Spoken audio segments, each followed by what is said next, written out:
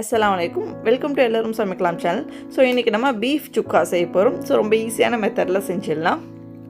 So அதுக்கு நான் ஒரு ப்ரெஷர் குக்கர் எடுத்துக்கிறேன். அதில் வந்து ஒரு டீஸ்பூன் மட்டும் ஆயில் ஆட் பண்ணிக்கிறேன். ஒரு டேபிள் ஸ்பூன் வந்து ஆயில் ஆட் பண்ணிக்கிறேன். ஸோ இதில் வந்து ஒரு 2 டீஸ்பூன் வந்து ஜிஞ்சர் கார்லிக் பேஸ்ட்டு, கூடவே ஒரு 1/2 டீஸ்பூன் மஞ்சள் ரெண்டுத்தையும் வந்து நல்லா மிக்ஸ் பண்ணிக்குவோம். ஃப்ளேமை வந்து சிம்மில் வச்சுக்கோங்க. ஸோ இப்போ வந்து நான் ஒரு 1/2 kg வந்து பீஃப் எடுத்திருக்கேன். ஸோ அதை வந்து முள் இல்லாமல் குட்டி குட்டியாக கட் பண்ணி அதை வந்து நான் அந்த குக்கரில் ஆட் பண்ணிட்டு தேவையான அளவு கல்லுப்பு வந்து ஆட் பண்ணிவிட்டு நல்லா வந்து சாட்டே பண்ணிக்கிறேன். அதாவது நல்லா வந்து மிக்ஸ் பண்ணிக்கிறேன். ஸோ அந்த பீஃபில் உள்ள தண்ணியெலாம் இருக்கும். ஸோ அந்த தண்ணியெல்லாம் விடுற வரைக்கும் நம்ம வந்து வெயிட் பண்ணணும். அது வரைக்கும் நம்ம எந்த வித தண்ணியுமே ஆட் பண்ண வேண்டாம். ஸோ ஃப்ளேம் எப்பயுமே வந்து லோவில் வச்சிங்கன்னா உங்களுக்கு வந்து அடி பிடிக்காமல் இருக்கும்.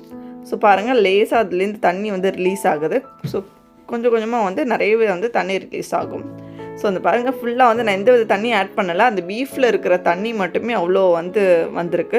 ஸோ இப்போ வந்து உங்களுக்கு சும்மா கொஞ்சமாக தண்ணி நான் ஆட் பண்ணிக்கிறேன் வேகிற அளவுக்காக. இப்போ வந்து ப்ரெஷர் குக்கரை மூடி வச்சு பீஃப் எவ்வளோ வேகுமோ அவ்வளோக்கு வச்சுருங்க. நான் ஒரு 6-7 விசில் கிட்ட வச்சேன். ஸோ இப்போ வந்து அது வேகட்டும். ஒரு சைடு நான் இன்னொரு கடாய் எடுத்து அதில் ஒரு 1/2 டீஸ்பூன் மட்டும் எண்ணெய் ஆட் பண்ணிவிட்டு நம்ம வந்து காஞ்ச மிளகாய் ஒரு 7 மிளகாய் வந்து நல்லா வந்து வறுத்துட்டு எடுத்து ஆற வச்சு அரைச்சி வச்சுடுவோம். ஸோ இந்த சுக்காக்கே டேஸ்ட் கொடுக்கக்கூடியது இந்த ப்ராசஸ் தான். ஸோ இதை வந்து ஸ்கிப் பண்ணாமல் கரெக்டாக பண்ணிவிடுங்க. ஸோ இந்த மாதிரி நம்ம வந்து சில்லி ஃப்ளேக்ஸாக வந்து மிக்ஸ் பண்ணி எடுத்து தனியாக வச்சுக்குவோம்.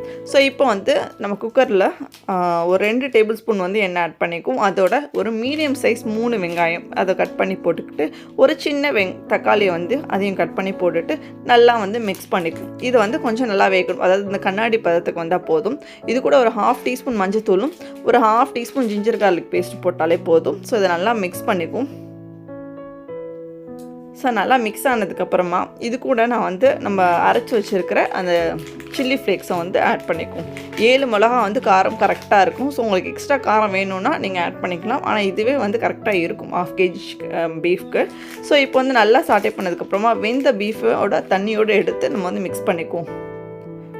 இதில் போட்டு நல்லா கலந்து சிம்மிலேயே வச்சு நல்லா மிக்ஸ் பண்ணோன்னா இந்த மாதிரி நம்மளுக்கு டெக்ஸ்சர் கிடைக்கும். ஸோ தண்ணியெல்லாம் வற்றி நல்ல ஒரு கிரேவி திக்னஸ்க்கு வந்து கிடைக்கும். ஸோ இந்த ரெசிபிஸ் ரொம்ப டேஸ்டியாக இருக்கும். ஸோ கட்டாயம் இந்த ரெசிபியை நீங்கள் வீட்டில் ட்ரை பண்ணி பாருங்கள். புதுமையான உணவுகளை புதுசாக சமைத்து பார்க்கலாம். எல்லோரும் சமைக்கலாம் சேனல். நன்றி.